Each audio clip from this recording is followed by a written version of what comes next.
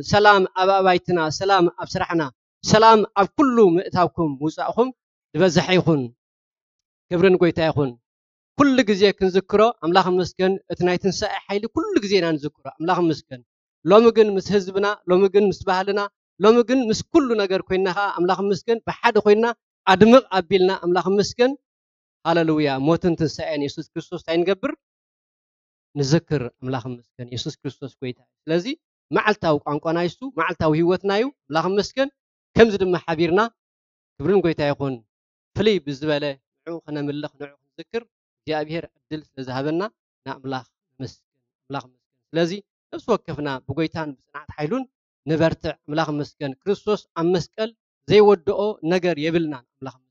تودع لنا حسابنا اتخفل لنا حزبي هنا يسوع كويتايو نبجي أبيهر قال كنحل فينا لو ما عنتي بقال أملاخ زقلقلنا باستري ويلكم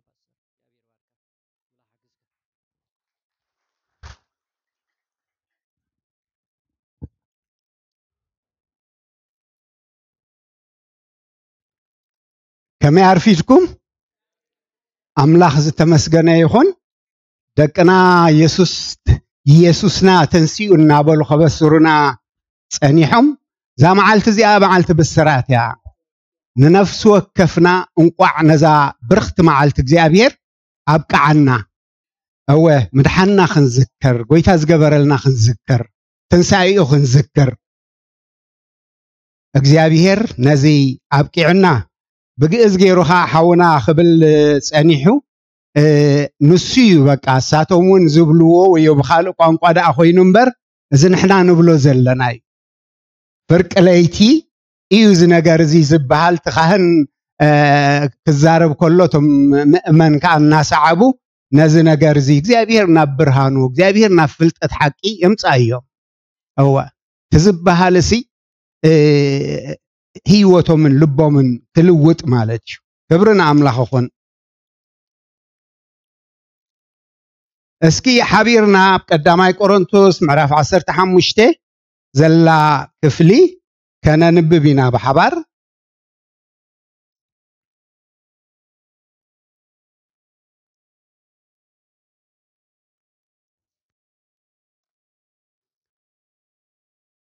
قداماي ملخت باولوس نابسب قرنطوس معرف 15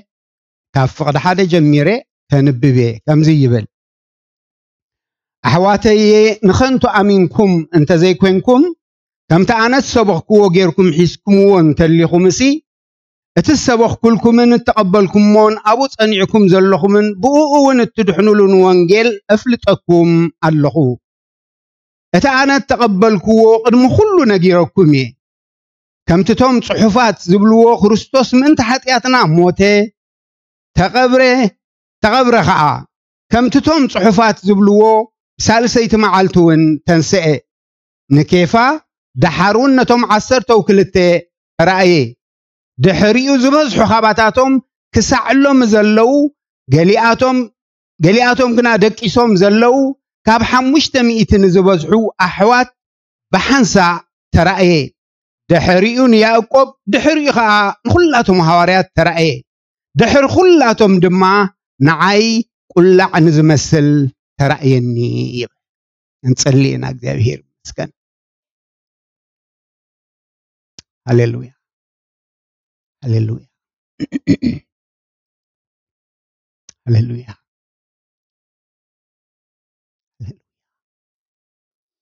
እግዚአብሔር አቦና ጎይታ በኢየሱስ ስም ነመስግነካለና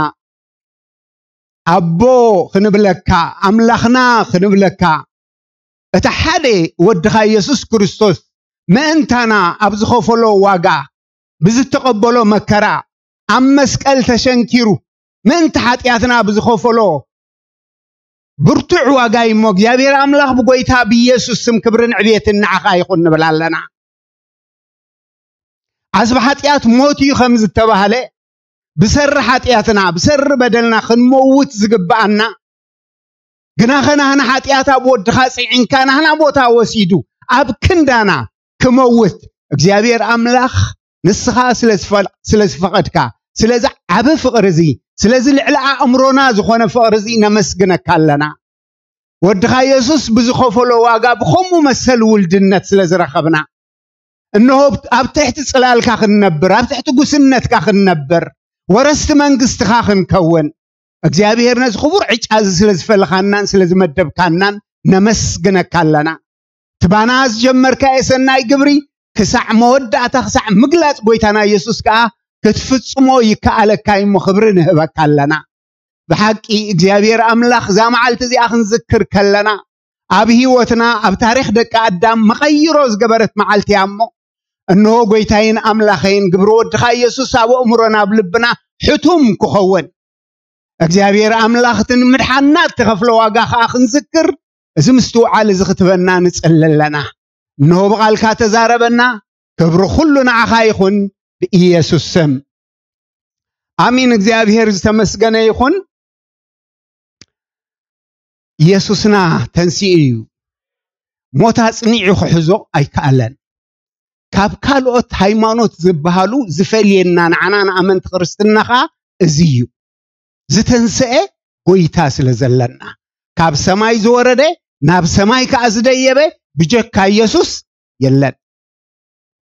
ኩሎም መራሕቲ ሃይማኖት ኩሎም ዓበይቲ ሞይቶም የምተሪፎም መቃብሮም ከኣክሳብ ሕጂ ኣብ ምድሪ ዘሎ ጎይታ ኢየሱስ ገና እቲ ንብዙሓት ዘጨነቀ እቲ ንብዙሓት ዝኣሰረ እቲ ንብዙሓት ዝሰዓረ እቲ ንዘመናት ከዓ ንደቂ ኣዳም ባርያ ዝገበረ ሞት ሓጢያት ነዚ ኩሉ ስዒሩ ተንሲኡ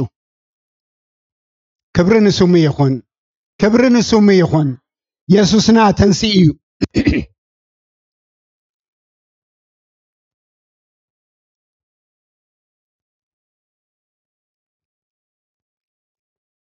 ደቂ ኣንስትዮ አንጊሄን ናብቲ መቃብር ምስከዳ መላእኽቲ ጸኒሖመን ነቲ ህያው ስለምንታይ ኢኽና ማእከል ሞታት ትደሊኦ ንሱስ ከምቲ ዝበሎ ተንሲኡ አምላኽ መስገን ንሱስ ከምቲ ዝበሎ ተንሲኡ እቲ መቃብር ባዶ እዩ ጥራይ እዩ ሰባት ሰሪቆሞ ኢሎም እንዲዮም ደቀ መዛሙርቱ ሰሪቆሞ ኢሎም ግን ነቶም ዝሰረቅዎ ከዓ ክሕዝዎምን ከኣስርዎምን ክምርምርዎምን ከዓ ይንርአን ጎይታና ኢየሱስ ክርስቶስ መቃብር አጽኒዑ ክሕዞ ኣይከኣለን ሓይሊ ሞት አጽኒዑ ክሕዞ ኣይከኣለን ሰይጣን ዝሰርዖ ተፈላለየ ነገራት ንዕኡ ክገትኦ ኣይከኣለን አምላኽ መስገን ስዒሩ ተንሲኡ ስለዚ ጎይታና ኢየሱስ ክርስቶስ مستنسئ بفلاي كأنا حنتي دك مزمور ويكا مريم ثم لا أختن تاي لما أتسبيت انتا إزبكي كزر لوي لما قلز تبلت كأن دحري آخا ويتا تري يمو ويتا خان تاي يبلا ثم ساسال قال أتسبيتي انتا إزبكي كزر لو دحرقنا ربوني إلاتو تزبكي زلو نسينيرو زبكي يبلنان زتنسى قويتاي زلنا كبرنا عملاق خون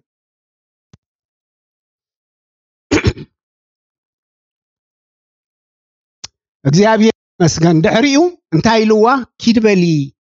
ነሕዋተይ ነገር እዮም ነሕዋተይ ነቶም ጠሊሞሞ ዝኸዱ ኣብ ግዜ መከሩ ኣብ ግዜ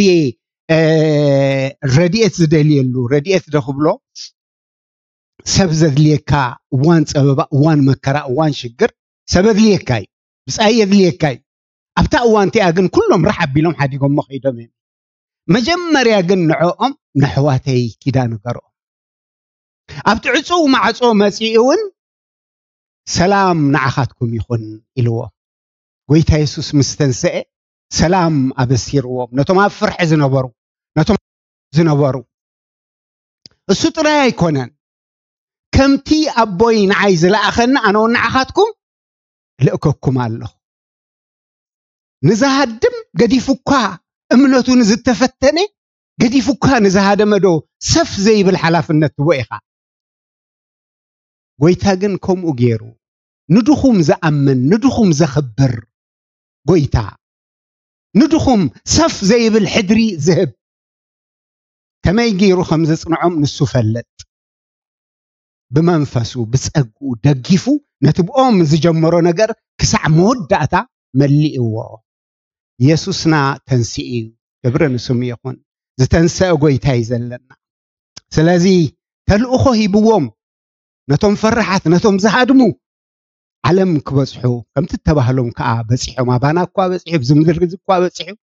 ኣብ ኢየሩሳሌም እግዚአብሔር ይመስገን ድሕረ ባይታ ናይዚ ትንሳኤ ወይ እውን ኣብ ብሉይ ኪዳን ትንሳኤ ከመይ ነይሩ እንተልና ብዙሕ ምዕቡል ኣይኮነን ብዛዕባ ትንሳኤ ተጠቕሰ ክፍልታት የለን ኣይኮንኩን ዝብል ዘሎ ኣሎ እንድዩ ግን ከምዚ ብሓድሽ ኪዳን ዘለዎ ብጉልፅን ብጉሁድን ኣይተነግረን ስለዚ እቲ ሰብ ብዝያዳ ኣብ ፍርሕሞት እዩ ዝነብር ነይሩ ፍርሕሞት እዩ ዝነብር ንሕና ተዓዲልና ድሕሪ ሞት ህይወት ከም ዘሎ ድሕሪ ሞት ትንሳኤ ከም ዘሎ እዚ ሓቂ ዝበሪህልና ሐዋርያ ጳውሎስ እንታይ ኢሉ ሞት ንዓይ ረብሓ እዩ ኢሉ ምክንያቱ ካብ ህይወት ናብ ዝበለጸ ህይወት ናብ ዝኸበረ ህይወት ጎይታ ኢየሱስ ናብ ዝርእየሉ ህይወት ስለዚ ሰግር ሞት ኣይፍርሖን ሞት ረብሓ እዩ ሞት ጥቕሚ ኢሉ ኣምላኽ ይመስገን ኣብ ብሉይ ኪዳን ግን ከምኡ ይነበረ ሰዱቃውያን ካብ ዘርኢ ሳዶቅ ወይ ካብ ሊቀ ካህን ሳዶቅ ከም ዝመፁ እዩ ዝንገር ስለዚ ሰዱቃውያን ትንሳኤ ሞታት የለን ኢሎም እዮም ኣምኑ ነይሮም ዘርኢ ካህናት እዮም ዘርኢ ካህናት ከም ዝኾኑ እዩ ዝግመት ትመሰረቱ ከዓ ነቲ እምነት እቲ እንታይ እንተልና ኣብተን ሓሙሽተ ናይ ሙሴ መጻሕፍቲ ወይ መጻሕፍቲ ሕጊ ወይ ቶራህ ዝበሃላ ኣብአን ብዛዕባ ትንሳኤ ፁሩይ ወይ እውን ጉሉፅ ነገር ስለዘየለ እምነቶም ከዓ ንሳቶም ዝያዳ ኣብአን ስለዝፍርቱ ናይ ብሉይ ኪዳን መሰረት ተን ሓሙሽተ መጻሕፍቲ ሕጊ የኔ እቲ ካልእ ዝሰዓበ ኩሉ ብአን ዝዕቀን ኣብ ሓድሽ ኪዳን ከዓ እቲ መሰረት ወንጌል እቲ መልእኽትታትን ትስዒቡ ዘሎ ካልእ ጽሑፋትን ከዓ ብወንጌል ዝዕቀን ስለዚ ኣብቲ መሰረት ክረአ ከሎ ብቲ ፔንታቱክ ወይ ቶራህ ዝበሃል መጽሕፍቲ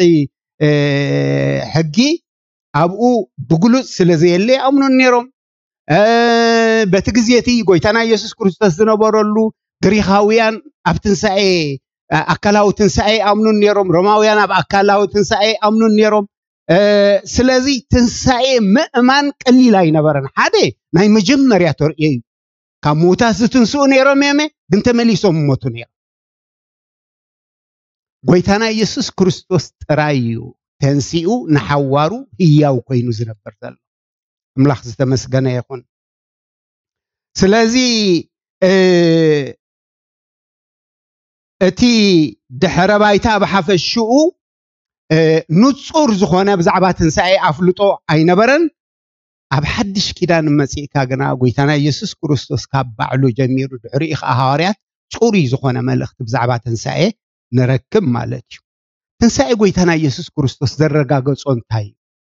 ትንሳኤ ጎይታና ኢየሱስ ክርስቶስ ዘረጋገጾ እዩ ኣብ ኤፌሶን 1 ካብ 19 ክሳብ 21 ክንርኢ ኢና መጀመርያ ብዛዕባ ጎይታና ኢየሱስ ክርስቶስ ስዒቡ ከዓ ብዛዕባ ኣመንቲ ወይ ብዛዕባ ቤተ ክርስቲያን ዝገበሮ እዘን ክልተ እዚአን ክንርኢ ኢና ማለት እዩ ኤፌሶን ምዕራፍ 1 ካብ 19 ክሳብ 21 ከም ዝብል ቃል ኣሎ ኣምላኽ ክርስቶስ ካብ ሙታት ኣተንሲኡ ኣብ የማኑ ኣብ ሰማያት ምስ ተቐመጦ ኣብታ እትመጽእ እውን እምበር ኣብዚ ዓለም እዚኣ ጥራይ ዘይኮነ ኣብ ልዕሊ ኩሉ ሽመትን ስልጣንን ሓይልን ጉይትነትን ዝስመ ዘበለ ስምን ምሰርዓሶ ይብል ምሰርዓሶ ርእሲ ምስ ገበሮ ኣብ የማኑ ኣቐሚጥዎ ኣብ የማኑ ናይ ምቕማጡ መግለፂ ከዓ እንታይ ናይ ስልጣን መግለፂ ናይ ክብረት መግለፂ ናይ ዕብየት መግለፂ ኣብ የማን ኣብ ስለዚ ሽመትን ኣብ ልዕሊ ኩሉ ሽመትን ስልጣንን ሓይልን ጉይትነትን ዝስመ ዘበለ ስምን ኣርእስዎ ይብለን ጎይታና ኢየሱስ ክርስቶስ በታ እግዚአብሔር ከሓልፋ ዝመደባ ጎደና ምስ ሓለፈ ዘይተአደነ خبرت ጽብየ خل ኣብ ፊሊጲ እውን ከምኡ ቃል ኣሎ ተመሳሳሊ ነገር ፊሊጲ ምዕራፍ 2 ፊሊጲ ምዕራፍ 2 ካብ ሸውዓተ ጀሚረ ዋላ ኸንብቤ ካብ ሸውዓተ ጀሚረ መልክዕ ባርያ ወሲዱ ርእሱ ኣሕሰረ ሰቡን መሰለ ብንብረቱ ከም ሰብ ኮይኑ ተረኽበ ርእሱ ክሳዕ ሞት ኣትሓተ ክሳዕ ሞት ኣብ መስቀል እኳ ደኣ ተዓዘዘ ስለዚ ኸዓ ኣብ ሰማያትን ኣብ ምድርን ኣብ ትሕቲ ምድርን ዘሎ ኩሉ ብርኪ ብስም ኢየሱስ ምእንቲ ክንብርካኽ ልሳን ዘበለውን ንኽብሪ እግዚአብሔር ኣቦ ኢሉ ኢየሱስ ክርስቶስ ጎይታ ምዃኑ ክእመንዩ ኣምላኽ ናብ ልዕሊ ኩሉ ልዕል ዘበሎ ኣብ ኩሉ ስም ልዕል ዝበለ ስም እውን ዝሃቦ እግዚአብሔር ይመስገን ናብዚ ንምግላጹ ዋላውን ንምርድኡ ዝኸብድ ክብረት ዝደየበ በየን ሓሊፍ እዩ تحت بمبال رؤسو بمحسار بمسكال بمكرا بوردت بموت تنسائي دحر موتي قويتانا يسوس كريستوس اب مدري اب زمالالسول اوان منزعهم كنقسوو زدليل اوان يري ايكونن منزعهم كنقسوو بقى زسك نقسالو ويل جن እቲ ህዝቢ ሆይሉ መንዚዑ ኸንጉሶና አቡ ኸመጽእ ከሎ ሓሳባቶም ፈሊጡስ ግን እልይል ኸይዱ ንዕኡ ንግስነት ማለት ፍቃድ እግዚአብሔር ምግባር እታ ፍቃድ እግዚአብሔር መራር ክትከውን ትኽእል ጎይታና ኢየሱስ ክርስቶስ ውን አቦዬ ዛጽዋ እዚኣ እንተፈቲኻስ ከባይ ትሕለፍ ኢሉ ግና ፍቃድካ ዳ እምበር ፍቃደይ ኣይኹን ኢሉ دحرجن انتايلو فقد أملاخ مخانو مسترده እግዚአብሔር ከዘበርቱ መልአኽ ምስለ አኸሉ نخيد بوليلو تبوي ذهب النصواك ستيدي يقبعنن حج ودسب كبريلو حجي ودسب كبرت نعو ينايو تهزب هويلك منقاس يكون نعو خبرت بتا فقاد እግዚአብሔር بتا أملاخ زحنصص قلو قدنا مخد أقوارج كبرت يلن أقوارج نقسنا يلن أتهم شعو هو كنقس اللو زولو اني لهم كاس قلو كويلم نايسب شمت اسالنت يبلو اتخاب እግዚአብሔር ዝኾነ اتنفقادو سعيبك ولا يقنزو ولا نسغخا بهزي يبل يخون نعو حراي كتبل كلخا زدقفك صقا اللو እግዚአብሔር ስለዚህ ጎይታና ኢየሱስ ክርስቶስ ازي كن ريو زصنحنا كبرت بقليلو زمصه ايكونن حدا قود مزمري كون زدلن تلو بمجمرتا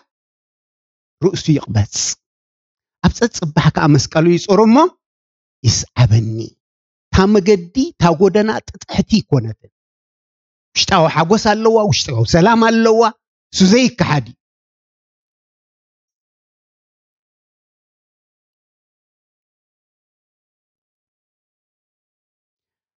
ጎይታና ኢየሱስ ክርስቶስ በመጀመርታም በአር እቲ ትንሳኤ ናቱ ንዑ ዘኽብር አምላኽ እንዲዩ እሱ ክብረት ደጎዲልዎ ነይሩ ይኽንብል ንኽእልና እግዚአብሔር ከምዝ ዝበለ ክብረት ዘሃቦ ብምእዛዙ ኣብቲ ዝነበሮስ ብምእዛዙ ከዓ ጸብለል ዝበለ ክቡር ሽም በጋንንትን ብሰይጣን ዝፍራሕ ሽም ዝሕፈር ሽም ዝሩዕድሉ ሽም يبوه قال أبرومي حادي 4 تنسائي زرقاقصو انتايون تلنا رومي حادي 4 نسو يسوس كريستوس قويتانا كموتات بمتنسؤو بمنفس قدسنا ود أملاخ مخوانو بحيلي ተጋህደ ስለዚህ ትንሳኤ እንታይ ያግሂዱ ትንሳኤ እንታይ ያረጋግጹ እንተልና ወይታና ኢየሱስ ክርስቶስ በሐቅ ወደ አምላኽ ምዃኑ ተወደ አምላኽ ማለት እንታይ ማለት እዩ ማዕረ አምላኽ ክነሱ ዝብል ቃል ኣሎ ወይታና ኢየሱስ ክርስቶስ ካቦቦ ብጭራም ነገር አይጎድልን ብፍቃዱ ግን ርእሱ ትሒቱና አና ንምድሓን ማለት እትወደ አምላኽ ዝብል ግን እንታዩ ተማቃሊ መለኮታዊ ባህሪ ተማቃሊ ናይ እግዚአብሔር ባህሪ ወይውን ልክዕ እቲ ብእግዚአብሔር ዘሎ ባህሪ ሳብኡ ምህላው መግለጺ ነዚ ዮሜ አይሁድ ወደ አምላኽ ብምባልካ ስትጻረፍ ኣለኻ ኢሎም ብዳርባ እምኒ ክወቅዕዎ ደልዮም ነይሮም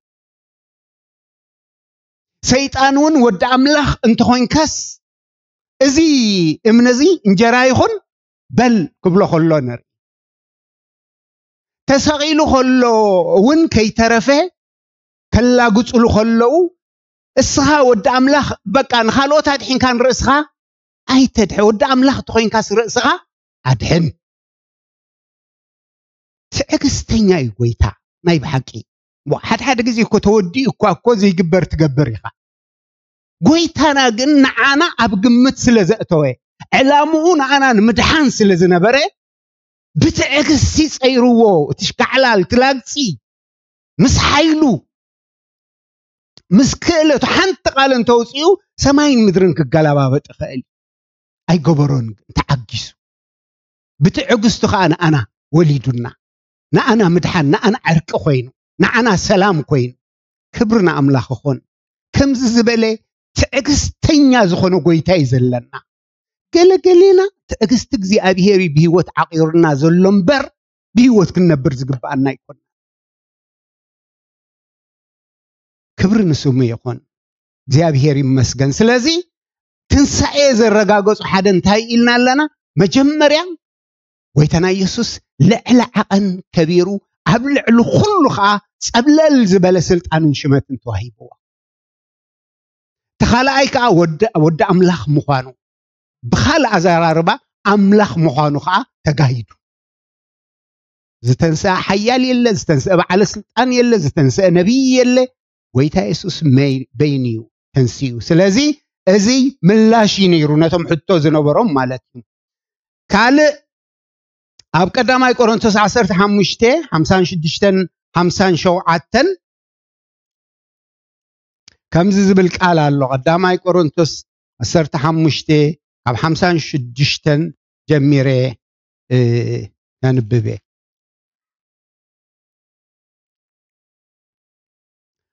دحان كاب 54 كمزي يبل إذا حلاف زي حلف مسلبسه إذا مواتون زي موت مسلبسه شعو تصحف موت بعوت واحد زبلو قال كفتصميو وموت أبي الله بالحقا التاسي الكي أبي الله عوتكا بالحموت حاتياتيو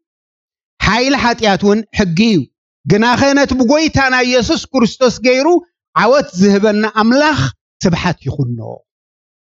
عوت ذهبنا بمن بخريستوس يسوس سلازي اتن الزمنات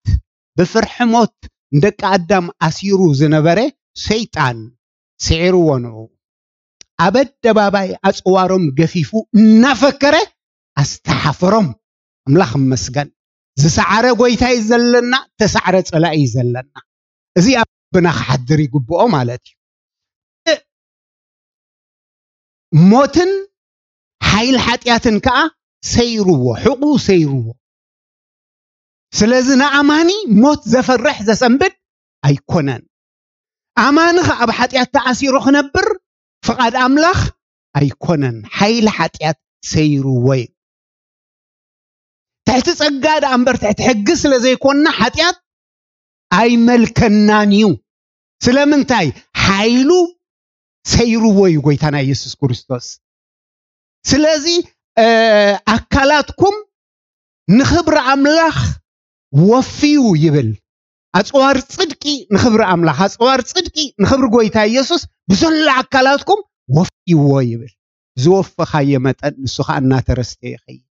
بزوف خيمت أن نسخة أنها تقوت أصرو يخيد كبرنا أملاخ خون سلازي إذا نجار زي بتنسعي زترخبي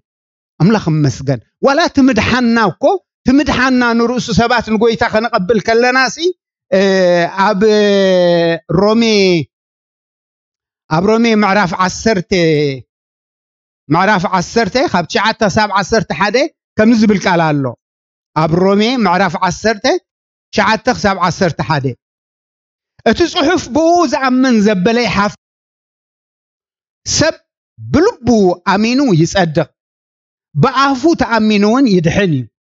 سلازي بأفكا يسوس قويتا مخانون تنقركا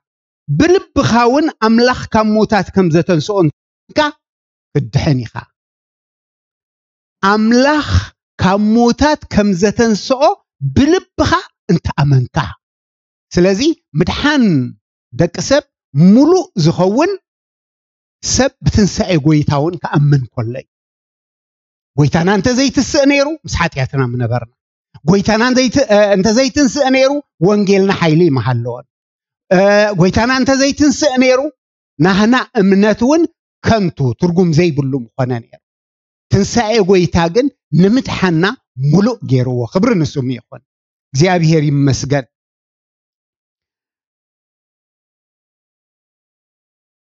أب قدامي بيتروس معرف حدا كاب 3 كساو 4 خمزيبل قدامي بيتروس معرف حدا كاب 3 كساو 4 اتن زي حلفن زي ركسن زي صملون أب سمايات تعرني بلكم زلو رستي بنا يسوس كريستوس تنسعي كاموتات بزح محرت نهيا وتسفى بحدش زولدنا أملاخ أبو قويتانا يسوس كريستوس يبارخ يبل እግዚአብሔር ዝተመስገነ ይኹን ንህያው ተስፋ አየናይ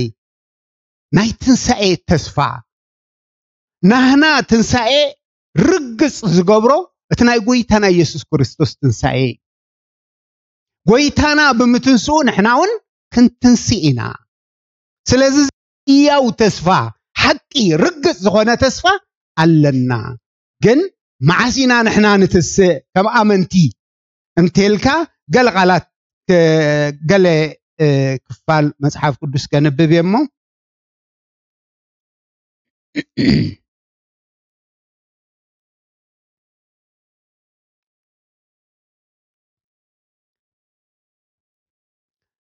أب قدامي قرطت حموشان سلستن كم زبل قالال جناح نفس وكف ببسرعتي كريستوس كم بخري دحار كاتوم ناتو دحار توم ناي كريستوس زبلو بمسعاتو نسوخم بخري كم جماري تنسيرلو الرقاقيس قولو اتوم ناتو زبلو خي كبرنا عملاخو خون اتوم ناي كريستوس زبلو رأيو أفلا ليالو توم ناي كريستوس زبلو كعب مسعاتو كتنسير أب قدامي تسالونكي 4 كاب 14 حساب 15 كم زي يبل يسوس كم زموتن كم زتنسأن أميننا انتخينا كمون أملاخنتم بيسوس دك كم تؤميو نحنا قويتا بهوت النسأنح كعا نتوم زدك أسخط خم زي نقدمهم إذا بقى القويتا نبلوكم ألنا زابير تمسكنا يخون أبزون أتوم بخريستوس زلقاسو قدم كتسيمي اب بحرم برو اب مقابرم برو اب كبد انسسام برو اب استفعلالي فحي بلو بتعملها وحيلو بتناي تنسعي حيلو اكيبو زي موت زي حلف زي برس اكلال بيسو نزل علم كقعزومي እግዚአብሔር ይመስገን እዚ ናይ ኩሎም ቅዱሳን ዕጫ ናይ ኩሎም ቅዱሳን ናይ ትንሳኤ ተስፋይ تدقاقامون قويتانا يسوس كريستوس بزعبازي يزارب تنسأين هيوتن أني تبايز أمن انت موتوكوا بهيوت تنبري سلازم موت مودعتا يكون النعنا بزحات موت زفرحهم دحر موت زولون تايم خانور سينياتا سلازي يكوني نعنا أنا أمن تقنا زحاشن زبالسان رستي تبيننا قليلنا بتسمايا وأكل بتوشت أو السبنا ዝጾሞ حرر ዝብሎ ነገር ትደጋው አካል ከአትሐባባር ኮይኑ ናይ በሐቂ ፎኺሱና ቀሊሉና ናአምላኽና አምላኽና ንዘለዓለም ክንነበርና እግዚአብሔር ተመስገነ ይኹን ንአማኒ ትጽቢቱ እዚዩ ወይውን ጎይታ አዳልዩ ጽቤና ዘሎ እዚዩ ስለዚ ነታ ዕለት እቲኣ ክንበቅዕ ምእንቲ ጎይታና ኢየሱስ ክርስቶስ ኣብ ዕብራውያን 7:25 ዝገብሮ ኸ ክንርኢና ኣብ ዕብራውያን 7:25 ከም ዝብል ቃል ኣሎ ስለዚ ድማ ነቶም ብኡኡ ኣቢሎም ናብ ኣምላኽ ዝመጹ ኩሉ ግዜ ምእንቶም ክልምን ዝነብር ስለዝኾነ ፈጺሙ ከድሕኖም ይኽእል እዩ ብርግጽ ከድሕኖም ይኽእል እዩ ንመን ነቶም ብኡኡ ኣቢሎም ዝመጹ ብመላእኽቲ ይኮነን ብጻድቃን ኣይኮነን ብሰናይ ግብሪ ይኮነን ብዝተፈላለየ ካልእ መገዲ ይኮነን ታ መገዲ ሓንቲያ እሱ ኸ ኢየሱስ እዩ እሱ ተማእከላይ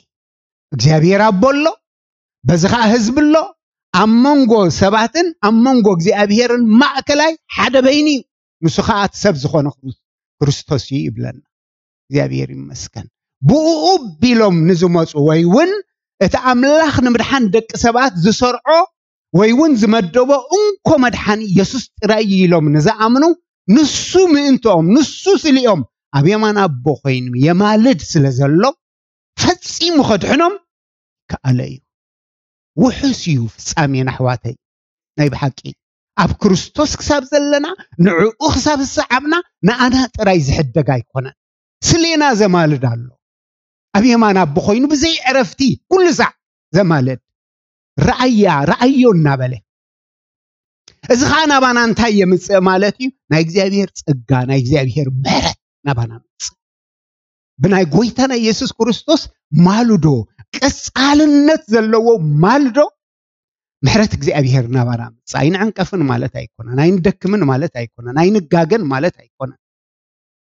ጸጋ ግን እኹል እዩ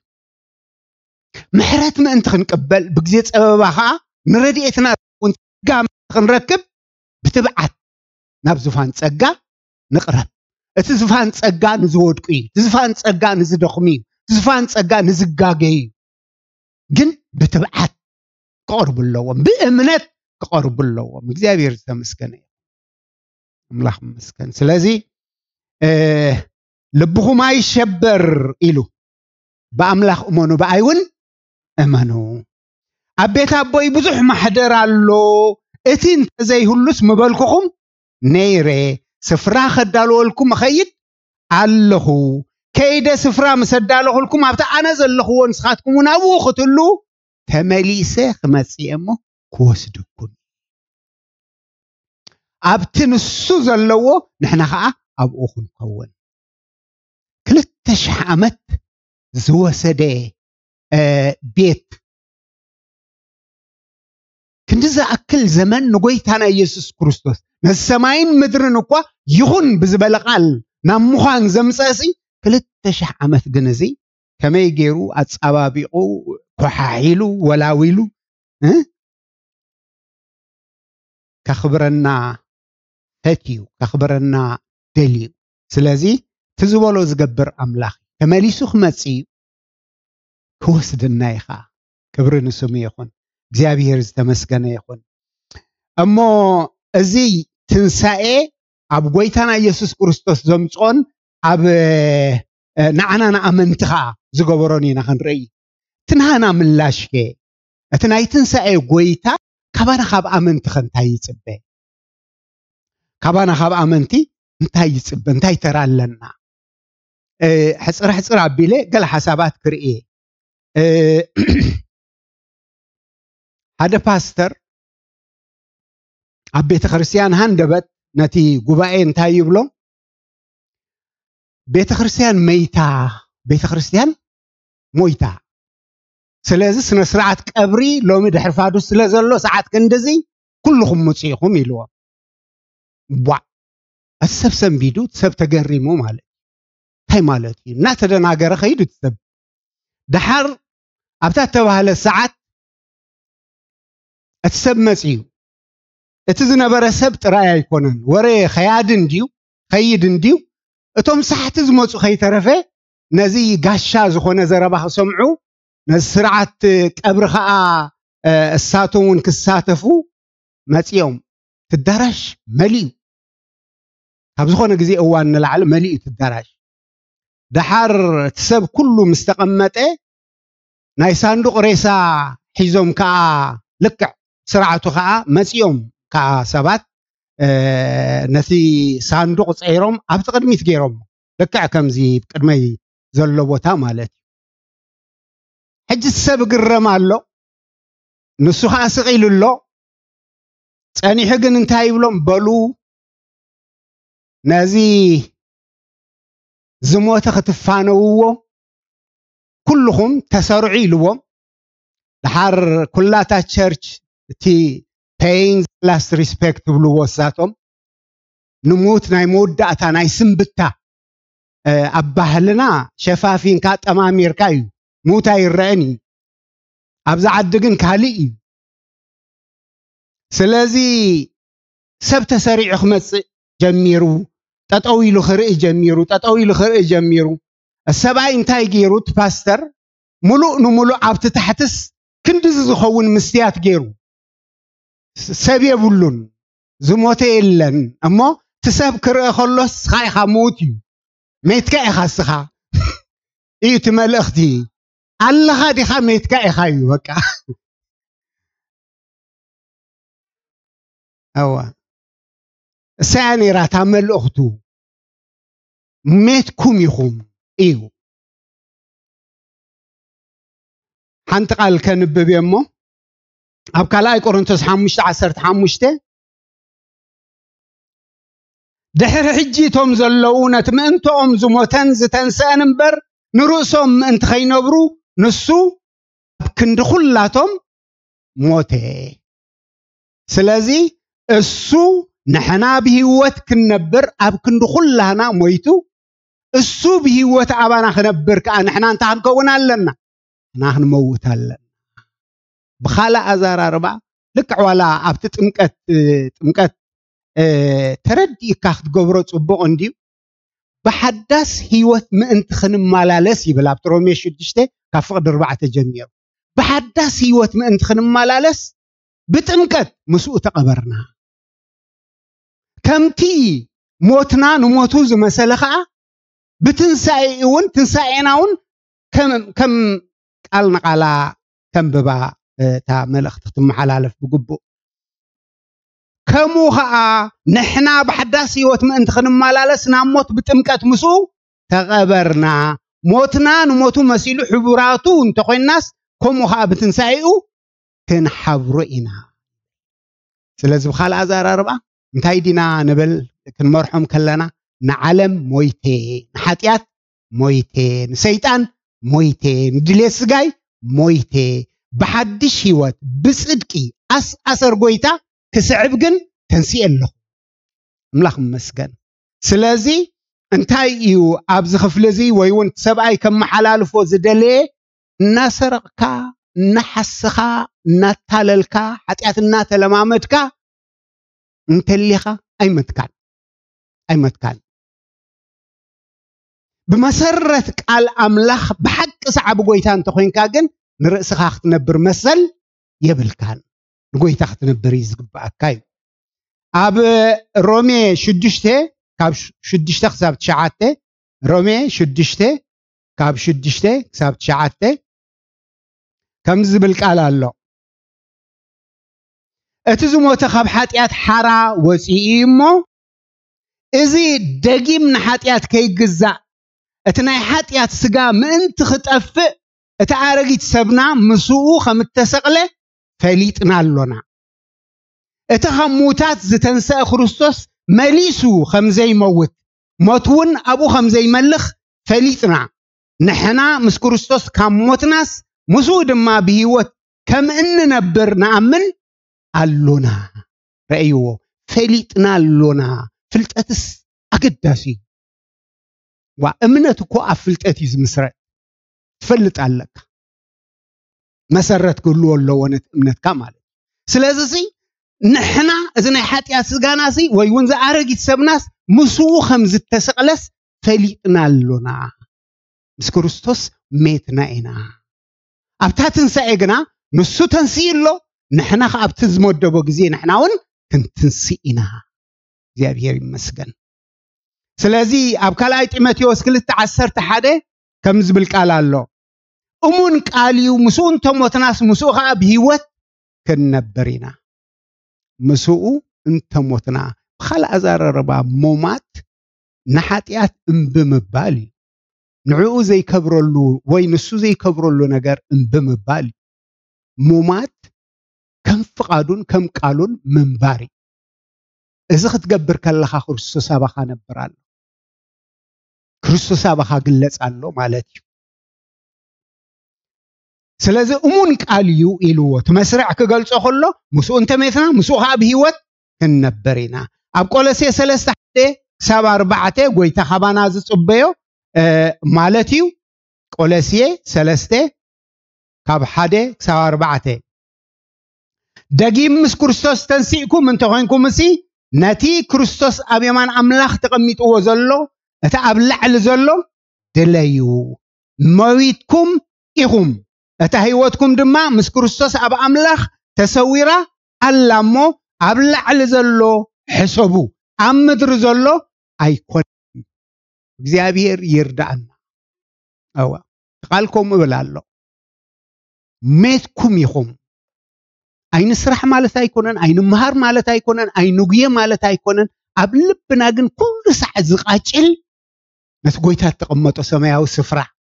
ነቲ ነፍስና ተሰዊራቶ ዘላ ንዑኽን ብህግ ሓለፋ ዝኾነ ነገር ከዓ ንዑኽን ሰርዕ ንዑ ቀዳምነት ክንህብ ንዑኽን ናፍቕ ግን እዚ ነገር እዚ ኣብ ልብና ክርከብ ግን ፍቃድ ኣምላኽ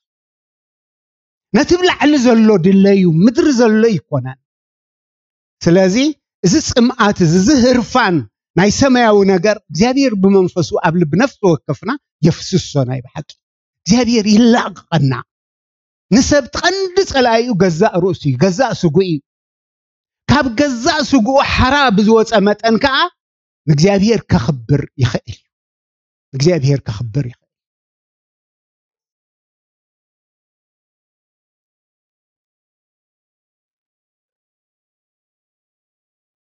ካላይ ቆሮንቶስ 5:8 ከምዚ ይብል ግናኸ እሙን ቶላትና ካላይ ቆሮንቶስ 5:8 ግናኸ እሙን ቶላትና ካብ ስጋ ግዒዝና ምስ ጎይታ ክንነብርውን ባህጊ ኣሎና እግዚአብሔር ይመስገን እዚ ባህጊ እዚ ኣብ ኣመንቲ ጥራይ ዝርከብ ካብዛ ምድሪ ግዒዝካ ምስኡ ንሓዋር ክትነብር ምንፋቅ ምባግ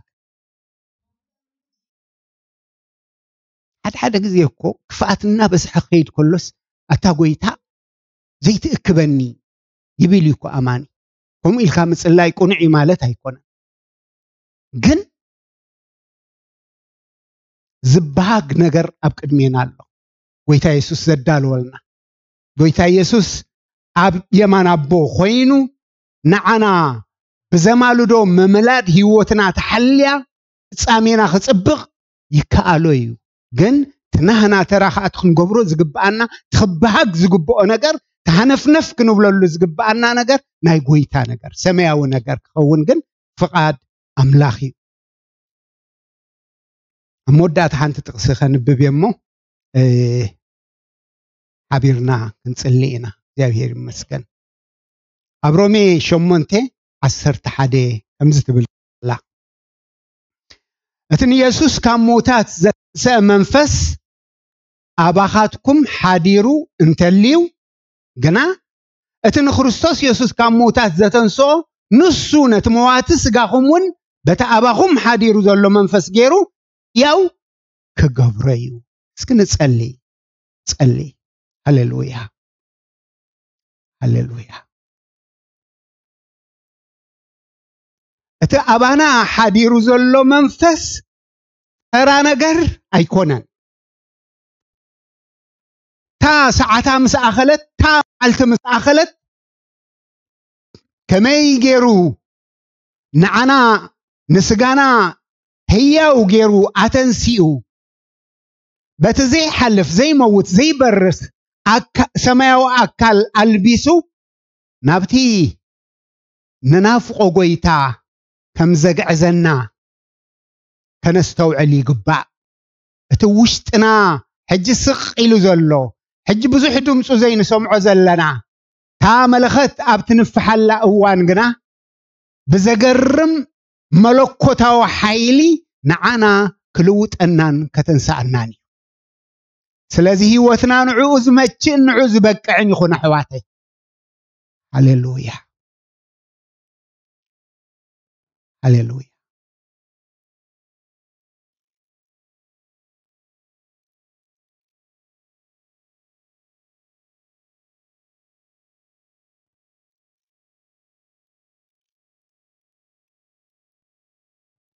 زامزراويتنا دنكوان بيتنا انت فرستكوا حانت هنصا خاب املاخ بيت زي تقبرت نايزل عالم بيتها بسمايات كم زلاتنا نفلطينا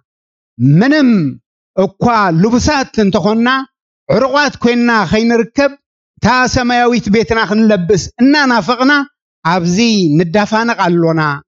نحنا ابز دنكوان زخلناس اتمواتي بهيوت من انتخوحات عبلعلي وخنلبس مبر كنقنطط سلازين فتو كبيدنا نسقرقر علونا غناخه اتنزي زدالونا عربون منفس كازهبنا املاخيو سلازي كل ساعه منتولاتنا بامنات مبر بمرآي يكونن انمالالس زلنامو اب سغا سفيرنا خلنا كاب غويتا رحقات كم زخنا نفلت انا غناخه منتولاتنا كاب سغا غيزنا مس غويتا خنبرون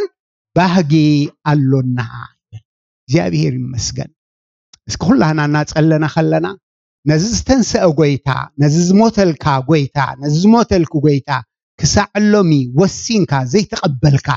እንተለኻ ምልክት ሃቦኒ ጎይታ ክትቀበልዎ ነዝምእንታና ዝሞተን ዝተንሰን ጻድቅ ክነሱ ቅዱስ ክነሱ ፍጹም ክነሱ ዘሎ ኃጢያትና ጽይሩ ዘሎ ናህና ዓመጽ ጽይሩ ምእንታና ዋጋ ዝኸፈለ ጎይታ ስለዚህ እዚ ጎይታ እዚ ሎሞን ከድዕነካ እዚ ጎይታ ዝሎሞን ህይወትካ ክልውጥ ፍቃዱ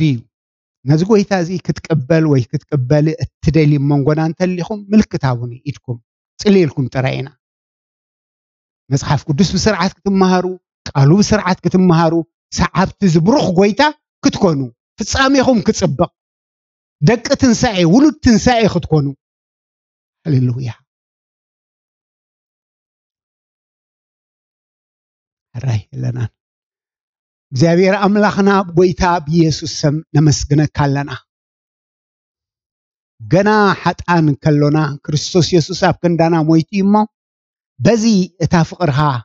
በዚ ትልዕል እምሮ ዝኾነ ንዓና ዘለካ ምሕረት ተጋሂዱን ተገሊጽኒሞ ጎይታ ክብርንህ በካ አለና ጸላእትኻ ኸለና በወድኻ ኢየሱስ መድሓን ካብካብካና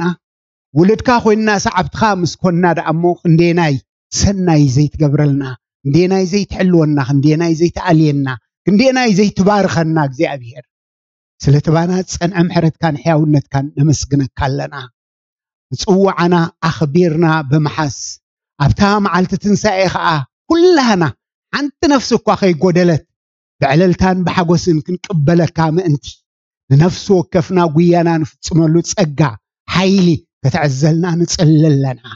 እግዚአብሔር محرت كان حياونت كان حجوني يسعبنا سلسمع كاننا تمسجن كبري مسجانا وداسين عخانبي نخايخون ኢየሱስ ስም ወይታ ኢየሱስ ይባርኩም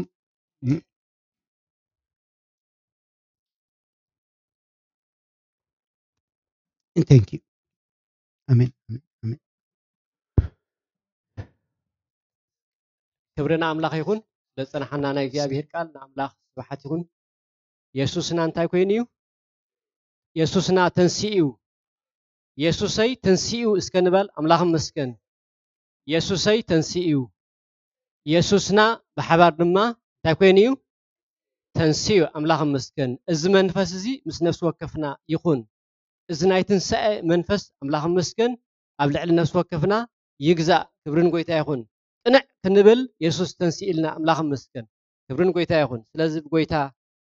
እግዚአብሔር ይመስገን እዝናይ ትንሣኤ መንፈስ ኩሉ ጊዜ እናስተንተና እናሐሰብና ሃሌሉያ ህይወት ድማ እናስተማቅርና ምስ ጎይታ ክንነብር ቃል እግዚአብሔር ይመስገን እግዚአብሔር ባርካ ፓስተር እግዚአብሔር ባርካ እስከንበሉ እግዚአብሔር ባርካ ክብረና አምላኽ ይሁን ልውፍ ህፃን አለና እናተዳለው እናሐበን አምላኽ ይመስገን ምናልባት አጋሽን ተለኹም መጀመሪያ ጊዜ ኣብዚ ሕብረት መጻኹም ካብ ርሑቕ ካብ ቀረባ ሰላም ክንብለኩም ሰላምኩም ከኣ ክንቅበል ስምኩምን ካበይ ክብድ መጻኹም እሺ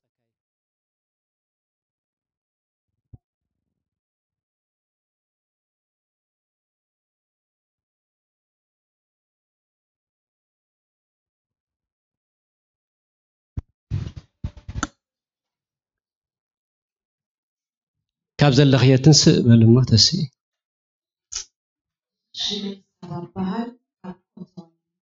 እሺ እግዚአብሔር ባርኪ ሰባ ጋብ ሰላም መጻኺ ካለ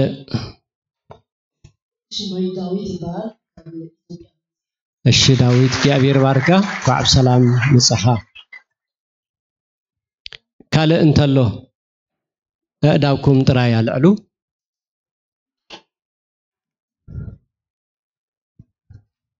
እሺ ይርኢ የለኹን እግዚአብሔር ይባርኩም ቋዓጋሽናም ቋዓብ ሰላም ብድሓን መጻኹም ኣብትናይ ሻይ ግዜ ድማ ሰላም ክንብለኩም ኢና እግዚአብሔር ይባርኩም ዝቤት ከኣ ክሳዕ ዘለኹም ቤትኩም እዩ እሺ አምላኽ መስገን ናብቲ ኣናውንስመንት ክሓልፍ ዝመጽእ ዓርብን ቀዳምን ዳሓለፈ ከም ተሓበረ ብዛዕባ ምስባሕ ወንጌል ዝብል ብመንእስያት ወይ ከኣ ዝያዳ ንመንእስያት ደተኮረ ኮንፈረንስ አሎ ስለዚህ ኩሉና ኸኣ ክንሳተፍ ንኽእል ኢና ዓርብን ቀዳም ማለት እዩ ሰዓት ክንደያ ፓስተር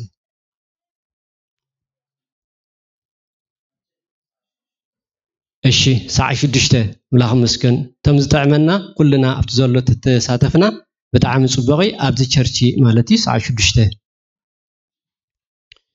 ካለ ንማይ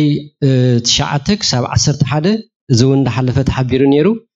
ዓመታዊ ኮንፈረንስ ክህልወናዩ ስለዚህ ኩሉና ኸኣ ነቲ ኮንፈረንስ ብኩሉ ነገር እግዚአብሔር ክጥቀመሉ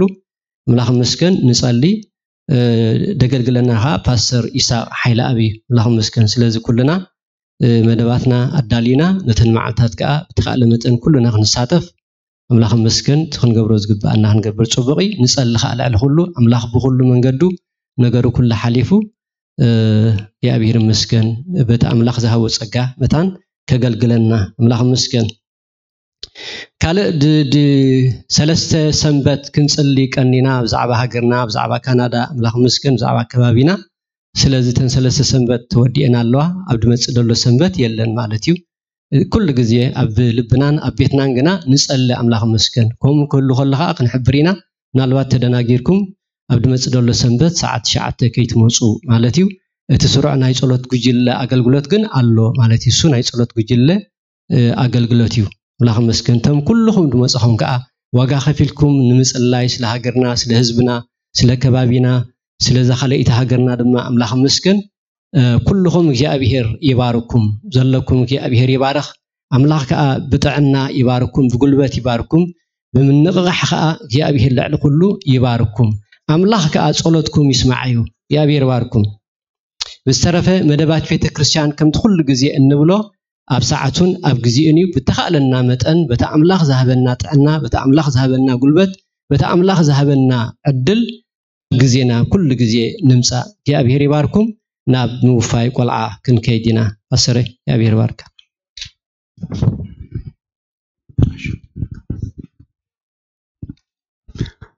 አምላኽ ዝተመስገነ ይኹን እስኪ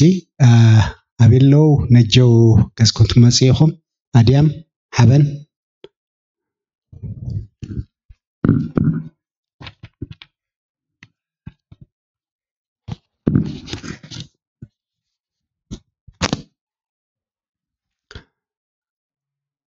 ጎቢዙ ዘወላ በቃ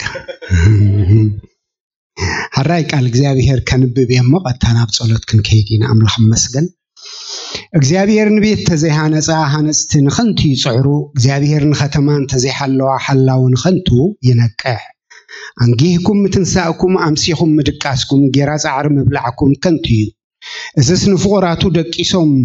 ከለው ይህቦም እዩ Thank you ይህቦም እዩ ኖ ውሉድ ውህበት እግዚአብሔር እዮም ፍረኸር ስኻ አስቢዩ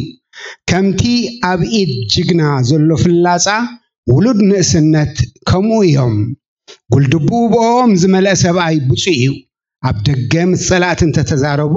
ኣይሓፍሩን እዮም ይብል እግዚአብሔር ይመስገን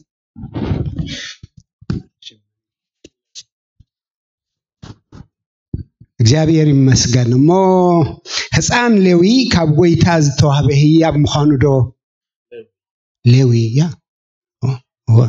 ና ሌዊ ኤለ ይኮነን አዋ ነቢይ ኮይን ተሰሚዕዎ ስሙ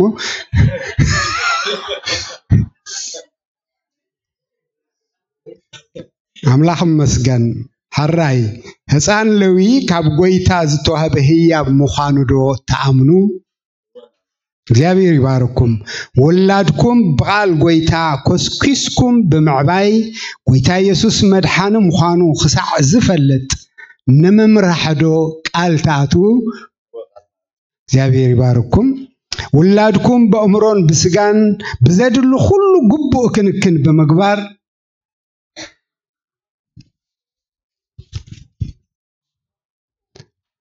حلفنتكم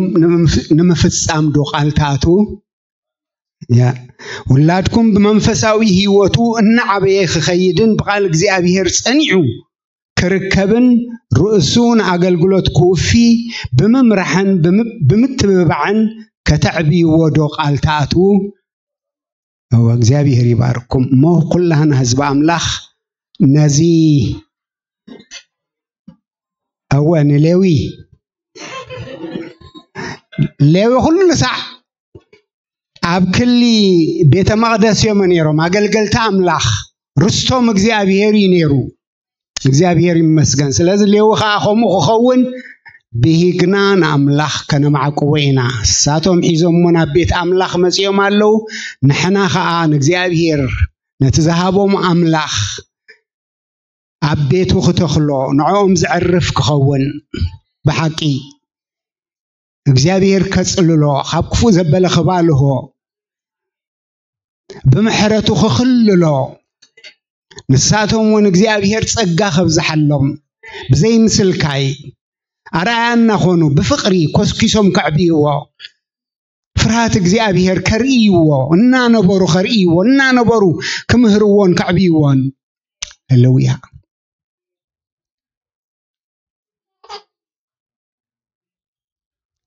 هللويا እግዚአብሔር አቦና ጎይታ በኢየሱስ ስም ነመስግነካለና እነሆ ቤተሰብ እዚ ህፃን እዚ ንስኻ ከም ዝሃብካዮ ተኣሚኑ እግዚአብሔር አምላኽ ኩሉን ትኽእል አምላኽ ከማዕቆብዎ እግዚአብሔር አምላኽ ንስኻ ክትጓስዮ ንስኻ ከተጽልሎ እዚ ህፃን እዚ እግዚአብሔር አምላኽ ኩሉ ሰዓት ከመጠን ምሕረትካ ዕድሜ ብዝመላእካሉ ቁመት ብዝወሰኸ መጠን بطبب بفرحتك بصقاخ خطملو እግዚአብሔር አምላኸዬ አብዛም ድርኻብ ዘሎ እኩይ ዝኾነ ክፉእ ዝኾነ ዘርኢ ንስኻ ክትባልሆ አእምሩ ብስምካ ዝተኸለለ ክኸውን ህይወቱ ሁሉ ምንቅስቃሱ ሁሉ ዕቤቱ ሁሉ እግዚአብሔር አምላኽ ኣብ ታሕቲ ክናፍካ ክስወርና ኻነ ማዕቆቦለና ታልዕልቲ ኢድካ ኣብ ልዕሊኡ ክትከውን እግዚአብሔር ንስኻ ክትፈቱ ኸለኻ ከማህፀን ጀሚርካ ትቅድስ ከማህፀን ጀሚርካ መንፈስ ቅዱስ ትመልእ ንዓኻ ዘይከኣለካ ነገር የለን እሞ ዝህፃን ዘይካ እግዚአብሔር አምላኽ ዓቢና ኣኻ ክኽብር ዓቢኻ ንወለዱ ክዕርፍ ንቤተ ክርስቲያን ከዓ ንበረኸት ክኸውን ኣብዛ ምድርኻ እግዚአብሔር አምላኽ ንምድሓን ብዙሓት ነፍሳት ምኽንያት ክኸውን ሌዊ ከም ሽሙ እግዚአብሔር አምላኽ ኩሉ ሰዓት ገጽካ ዝደል ኩሉ ሰዓት መቅደስካ ዝርከብ ክኸውን ንጽለለና ጎይታይን አምላኸይን ነዞም ወለድኻ ኣና ኣኻና ማዕቆቦም ኣለና ሓበንን ኣድያምን ካ እግዚአብሔር ብኩሉ ደቆም ብጥበብ ደቆም ብፍርሓት ካዝዕብይሉ ጸጋ ኸትዕዘሎም ብኹሉ ኸዓ እግዚአብሔር ንስኻ ክትመርሖም በተኻባኻ ተማህርዎ በተኻባኻ ተቀበልዎ ኻን ደቆም መምሕልላፍ ክከኣሎም ብኹሉ ጸጋን ሕያውነትን ምሕረትን ይዕዘዘሎም ስለሰማዕካና ተመስገን ክብሪ ሁሉ ንዓኻ ይኹን ኢየሱስ ስም አሜን ሰላም ክብለዊ ቻው እግዚአብሔር ይመስገን አባኸለና ክንውዲና ሃሌሉያ እግዚአብሔር ይባርኽኩም እግዚአብሔር ይሐልኹም እግዚአብሔር ገጹ ይምለሰልኩም እግዚአብሔር ሰላሙ ኸዓ ይሃብኩም እግዚአብሔር ገጹ ይብረሃልኩም እግዚአብሔር ጸጉኡ ኸዓ ይሃብኩም ስማቦን ወደን መንፈስ ቅዱስን ሓደ አምላኽ አሜን ሰላም ኪዱ